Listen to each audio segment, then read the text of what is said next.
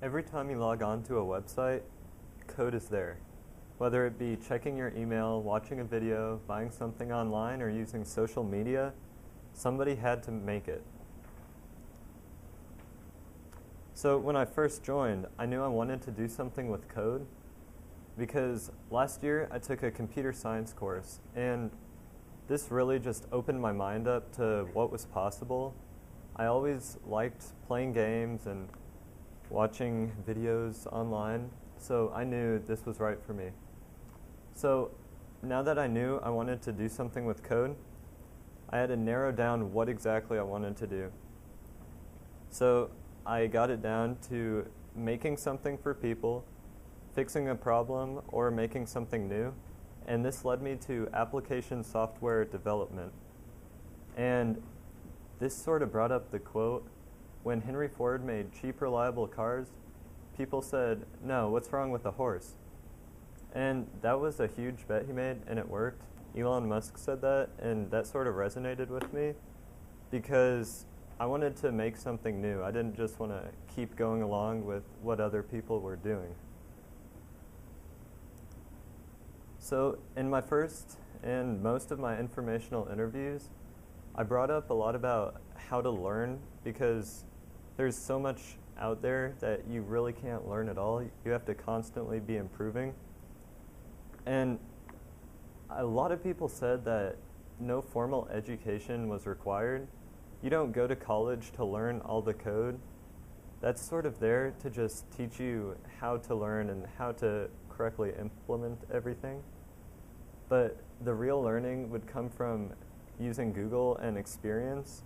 And to get the experience, a lady at UNT told me that the best way would be to pursue a project, contribute to open source, which is just a big code base that people help work on, or also work at a job, and I'm too young to do that, so I will have to be pursuing projects of my own. So to start with projects, I decided it'd be cool to make some websites, and this interest has always been one of mine because I'm on the internet so much, always looking at websites, so I wanted to contribute my own. And up here, I made a little website for a local basketball team. It's called Splash Bros. It's just something basic, but it was my first official project, so I was excited about that. And this is a skill I'm going to be using throughout the year and onwards because it's just so universal, and it's something that's easy to learn as well. At another informational interview with Mr. Andy Grepschmel, I got to visit his office, and this was at MoneyGram, and I noticed that it was set up in a really cool way, I guess, where it was open and just colorful. It was nice to be at. And I talked to him about this, and he said this was due to agile development. And this is basically just taking a big project and breaking it down into smaller groups in order to make it easier to work on. And you do this in teams, which is why the desks were all open, and it was to encourage collaboration. So I talked to him about the development methodologies, and he said Agile and Waterfall were the two primary ones. And these differed because Agile was constantly going through smaller sections, while Waterfall was just taking the whole project and blasting through it in one go. But both of these were just standard guidelines for planning, which all projects must have. So after seeing that, I came up with my idea, and this sort of originated at the start of the year when I gave my introduction speech.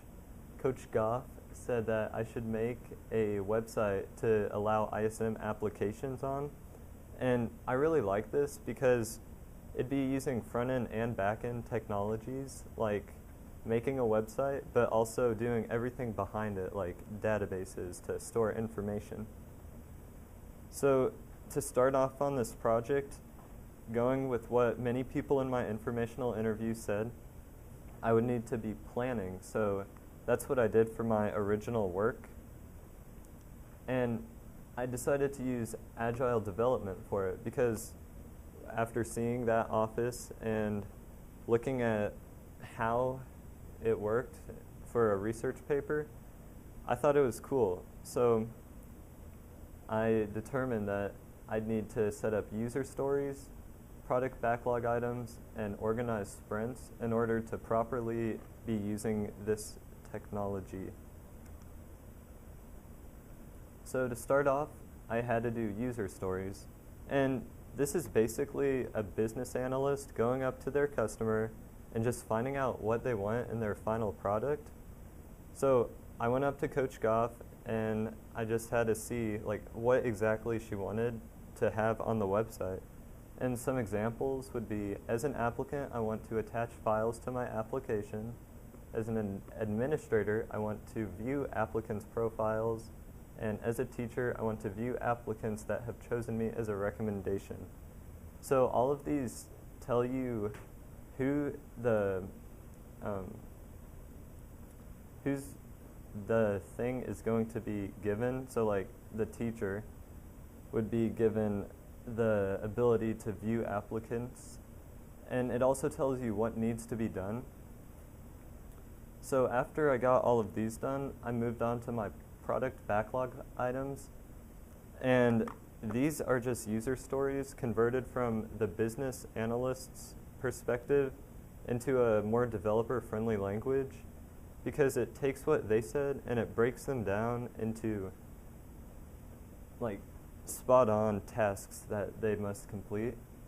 And these have a name, description, value, and effort level, and that's to help organize them and know later on what exactly needs to be done. So an example of one of these would just be password security, and that's just setting up standard password security for the database. So you just sort of go through all of the user stories like that to figure out what needs to be done, and then you put it in a product backlog item. Once I got that completed, it was time to actually take these and organize sprints. And a sprint is just a short 2-week period usually, where you take product backlog items and you group them together into something that makes sense in order to deliver products constantly. So in my first sprint, I'd be making a basic website. Second one would be user accounts. The third one would be letting users fill out applications, and so forth until the final product is completed.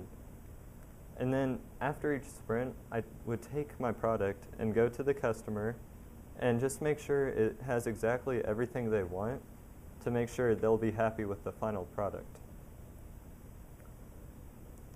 So after looking at how long I think each sprint would take based off of the effort level, I created a predicted release burn down.